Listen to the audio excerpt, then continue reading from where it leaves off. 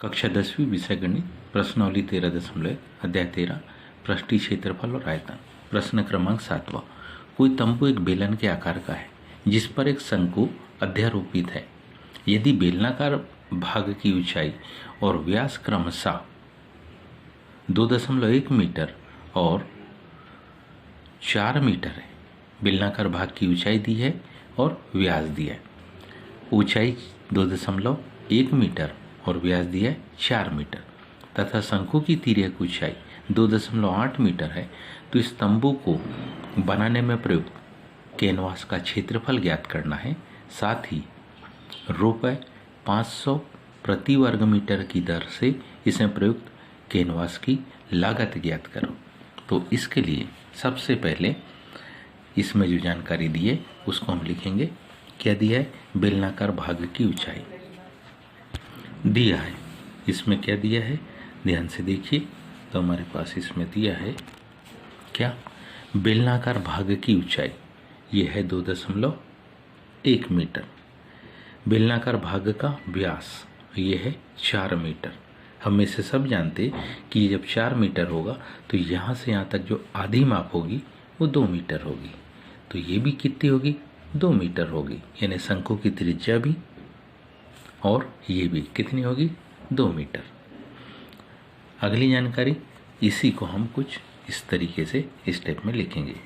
क्या लिख रहा है? बेलनाकार भाग की ऊंचाई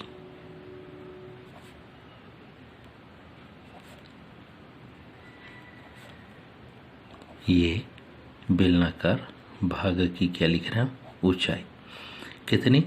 2.1 मीटर।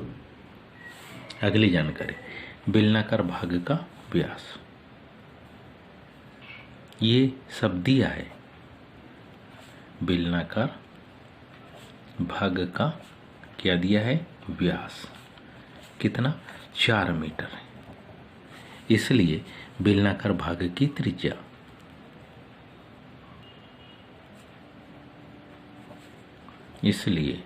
बेलनाकार भाग की त्रिज्या हम जानते कि व्यास का आधा हो जाएगा त्रिज्या, और साथ ही साथ दी है बेलनाकार भाग की तिर्यक ऊंचाई या शंक्वाकार भाग।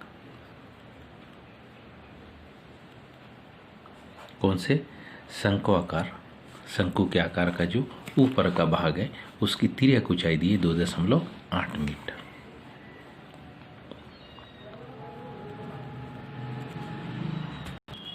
कौन सी? तिर्यक ऊंचाई। इसकी हम तिर्यक ऊंचाई निकालेंगे जो कितनी है? 2.8 मीटर।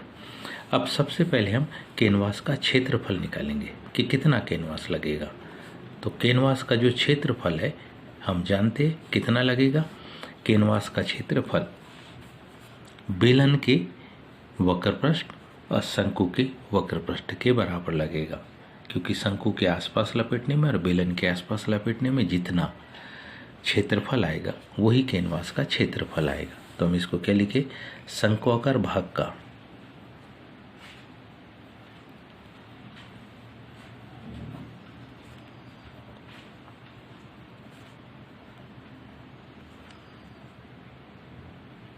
वक्रपृष्ठ जो है उसको हम लिखेंगे कौन सा?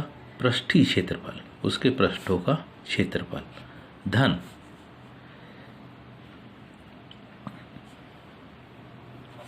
बेलनाकार भाग का कौन सा? पृष्ठीय क्षेत्रफल। यहां पृष्ठीय क्षेत्रफल से है आसपास के क्षेत्रफल से, इसको हम वक्रपृष्ठ भी लिख सकते हैं।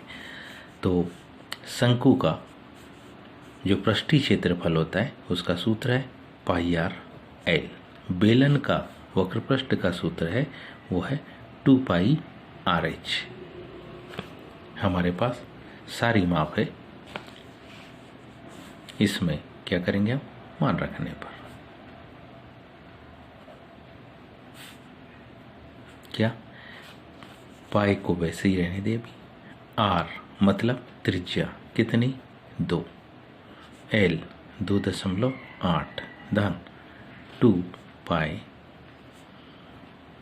r मतलब 2 और ऊंचाई बेलन की है 2.1। दोनों ही पदों में ध्यान से देखें तो 2 पाई दोनों से कॉमन निकाल लेंगे। तो 2 पाई जब दोनों से कॉमन निकाल लेंगे तो पहले में क्या 2.8। ध्यान से देखिए, शंक्वाकार भाग का पृष्ठीय क्षेत्रफल धन बेलनाकार भाग का पृष्ठीय क्षेत्रफल। शंक्वाकार भाग का पृष्ठीय क्षेत्रफल पाई आर एल, बेलनाकार भाग का पृष्ठीय क्षेत्रफल या वक्र पृष्ठ 2 पाई आर एच। यहाँ मान रख देंगे, पाई को वैसे ही रहने दिए दोनों स्थान पर। आर यानी 2, शंकु की तिर्यक ऊंचाई 2.8, 2 पाई वैसा ही रहने दिया। आर यानी बेलन की त्रिज्या 2, एच मतलब क्या बेलन की ऊंचाई 2.1। दोनों से 2 और पाई को कॉमन, 2 और पाई को कॉमन। तो यहाँ पहले में 2.8, दूसरे में 2 पाई कॉमन लेंगे तो 2 गुणित 2.1 मतलब 4.1। 2.1 में 2 का गुणा हो गया। तो ये जो माप आएगी वो माप होगी 2 पाई इंटू इन दोनों का 7। अब पाई की माप को रख देंगे तो 2 गुणित 22/7 गुणित 7, एक 7 से 7 क्या होगा कट जाएगा। 22 का 2 में गुणा करेंगे तो ये क्या आ जाएगा 44। 22 दूनी 44 मीटर की घात 2। इतना कैनवास लगेगा, है ना। तो अब हम जानते हैं जबकि 1 वर्ग मीटर, क्या जानते हैं हम, जबकि 1 वर्ग मीटर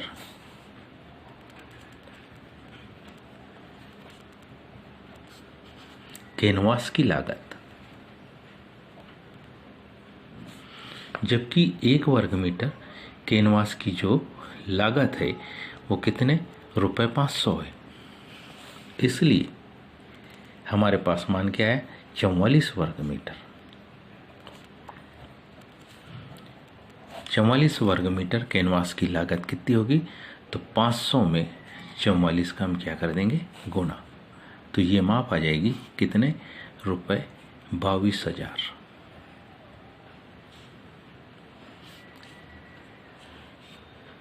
तो उम्मीद है आपको ये समझ में आया होगा। आज के लिए इतना ही, शेष का धन्यवाद।